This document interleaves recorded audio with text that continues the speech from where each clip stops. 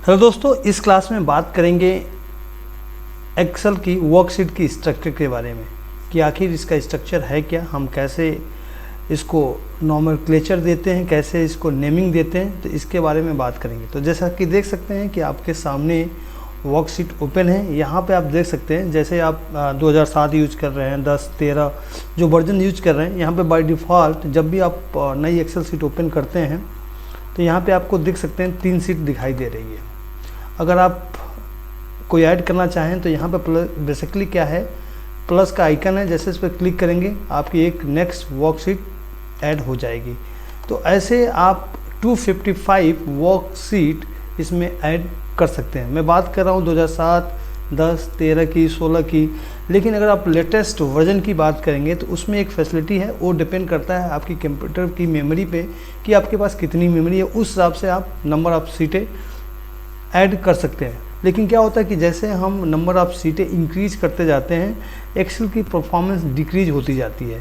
तो कोशिश कीजिए कि जितना आप नंबर ऑफ़ सीट मिनिमाइज कर सकें या मिनिमम रख सकें उतना ही रखिए।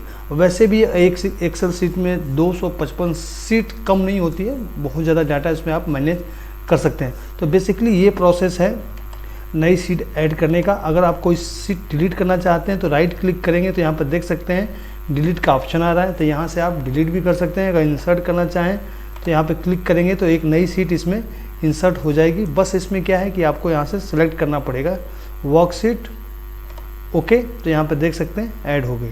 अदरवाइज यहाँ पे प्लस का आइकन है, इस पर क्लिक करते जाएंगे, आपकी नई सीट ऐड होती जाएगी। डिलीट करना है तो राइट क्लिक कीजिए और डिलीट कीजिए, ओके। अगर इस सीट का नाम आप रखना चाहते हैं तो आपको क्लिक करना है, जो भी नाम, सपोज रीनेम पे क्लिक कीजिए, जो भी नाम रखना चाहें, सपोज हमने रखा द, तो इसका नाम हो गया।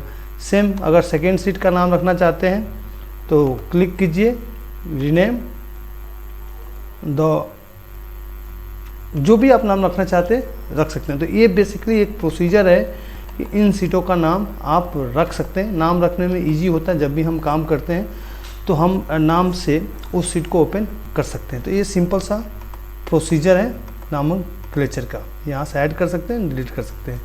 अब ये जो रिप्रेजेंट करता है ए बी सी आप देख रहे हैं, इसको हम बेसिकली बोलते हैं कॉलम। इसको कहा जाता है कॉलम, मीन्स ये पर्टिकुलर कॉलम है और ये जो है 1 2 3 4 5 ये बेसिकली रो को रिप्रेजेंट करता है।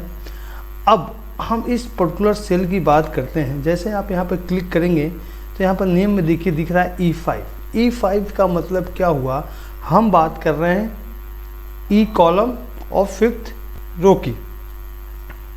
तो यहाँ पर देख सकते हैं ई कॉलम है और ये 5th रो है। सपोज हमने यहाँ पे क्लिक किया तो दिख रहा है J11, मीन्स J हो गया कॉलम, 11 हो गया रो। मीन्स अगर कहीं आपसे क्वेश्चन में पूछा गया कि सपोज लिखा है J28, इसका मतलब क्या हुआ, इसका मतलब ये हुआ कि आपका J कॉलम है और 28 रो है, ओके। यहाँ पर आप देखिए ये क्या है A1, तो यहाँ पर आएगा A1 means 1 A column 1 row. Suppose यहाँ पे आया B2 means B column 2nd रो। तो ये बेसिकली किसी भी सेल का नॉमेनक्लेचर है, ओके। और इसको हम बोलते हैं बेसिकली ग्रिड, ओके। और जैसे होम पे अगर आप इसको चाहें तो जैसा चाहें वैसा देखिए। तो ये बेसिकली पर्टिकुलर क्या है, एक्सेल, इसको ग्रिड बोला जाता है। और ये इसका O12 रेफरेंस है, मीन्स इसको बोलते हैं हम पर्टिकुलर सेल। इसको बोलेंगे कॉलम, इसको बोलेंगे रो, और इस चीज़ को बोलते हैं पर्टिकुलर सेल, ओके। इसको हम बोलते हैं सेल। और जैसे इस पर हम क्लिक करते हैं तो नेम बॉक्स में देख सकते हैं L5 means L is column और 5th रो, ओके।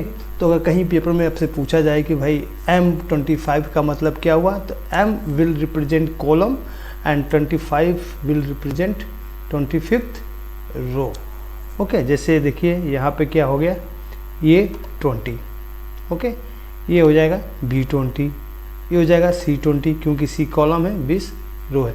तो ये बेसिकली एक सिंपल सा स्ट्रक्चर है आपके एक्सेल का।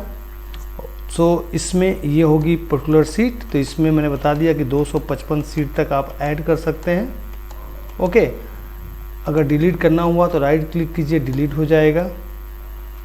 ओके, इनको आप ड्रैग ड्रॉप भी कर सकते हैं। जैसे सपोज इसको यहाँ पे करना है तो इसके बाद भी आप रख सकते हैं।